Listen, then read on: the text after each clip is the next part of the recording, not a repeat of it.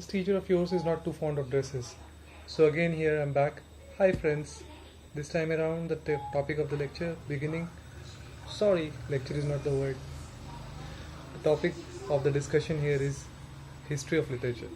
I'm sure it would have worried a lot of you around here. What does this word history in literature mean? This was exactly the same question I asked myself around 5 years back.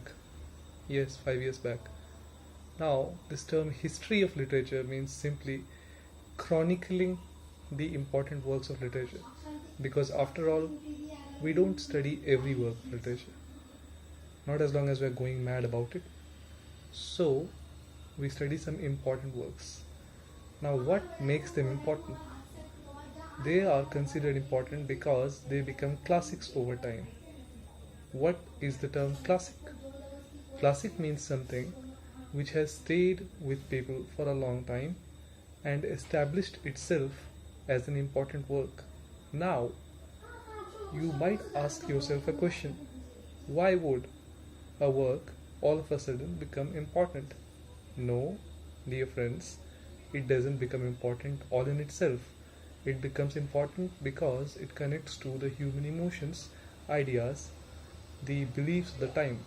So, for example, if Shakespeare was writing about the Renaissance man, we understand that the Renaissance man that Shakespeare was writing was very similar to the contemporary Shakespearean age. So he was able to get in touch with his own audience. If we talk about history plays, we will understand that the basic idea is to have imagination along with keeping a kind of truthfulness to history. So this balance between history and imagination is important there. The basic idea therefore is to understand your character first. Now this responsibility of understanding a character falls both on the author and the reader. This connection between the reader and the author, simplified as it is right now, would make the understanding of literature possible. Okay? Now coming to terms with the idea, what is literature? The term literature could mean almost anything because when we understand literature, it is knowledge about anything, literacy about anything, simplified in that sense. Arts, for that matter, is one form of expressing, okay? And when we are writing literature, it's a body of knowledge which makes us better people. Coming back to Arnold's definition, that where he writes, civilization and anarchy is defined by literature. This is not the exact quote I'm giving you, but the idea that Arnold had given. Most of the times we are trapped into quotes because we are busy memorizing them from books. The idea here again is to understand why the author wrote that book.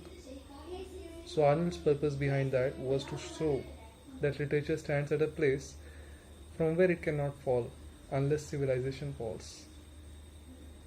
That was it. Another caution that I would want to have with my own viewers is that don't expect yourself and others to be fixed to one or the other part of literature. This is the biggest mistake we do while we are studying literature. We try to do it like science. It can never be done like that. If we try to do it, we forget the taste of it. Coming to terms again, what does the word taste we find in all our writings mean? So taste would mean what is your own preference of literature. Preference can be different. It may mean romantic, it may mean emotional, it may mean furious, it may at times also mean very challenging in terms of language. So where do you find the perfect choice? Well, nowhere. Actually, it depends on your own choice.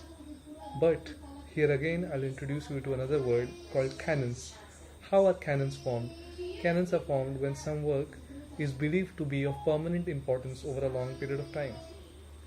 My friends, you may not find these definitions anywhere else in the books, but believe me, my purpose again is to make it simple for you. Alright? Now, canons can change over time. Something can be a canon for around 50 years and then stop being a canon. Now, coming to another thing, your teacher must have told you this. Literature doesn't keep itself fixed, it keeps moving. So, this idea of movement states that we are changing over time, so our ideas, and that is why we cannot have fixed standards of literature. As time moves, our expectations move, our desires move, and so does literature move. That is why we have something called periods of literature, with which every history of literature tries to deal. So, coming to the purpose of this video. The purpose of making this video right here is to make you understand why every book is broken into periods of literature. Because these periods are explanatory of how humans have lived over a period of time. Another important suggestion at the end of the video. If we look at the scale of English literature from the beginning to the end, that is to the 21st century, we can realize that the first part of it is more into religion.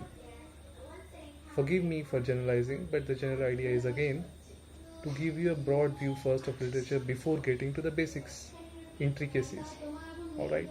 So the first part of it is about religion more. Moving on, there was expansion, there were ideas, there were researches. So man became daring, a little careless, and at the same time very cautious of his self-image. Now this self-image was not the one he wanted in God's eyes, but he wanted it for himself, to be unique, to be individual, and at the same time multi-talented.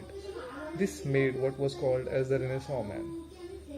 So this shift from the medieval to Renaissance is something which I perceive has been troubling many. Alright? We have to understand how the medieval man was more believing in the church, ideas of the church, and how he was bound by it. How morality and immorality were fixed characteristics. Later on, when we move in the Renaissance, the daring, the challenging, the warm, the harsh is the new. Moving on, there are other ages also. This was just to give a small comparison. There's a request at the end of this video. I would like to have your comments regarding whatever you are easy with or not easy with, in the sense that whatever is worrying you is my concern. So come up, tell your topics. It will make me easier. It will make me more adept to help you in the way I would like to. So once I know where you want help, I'll be able to help more. Thank you.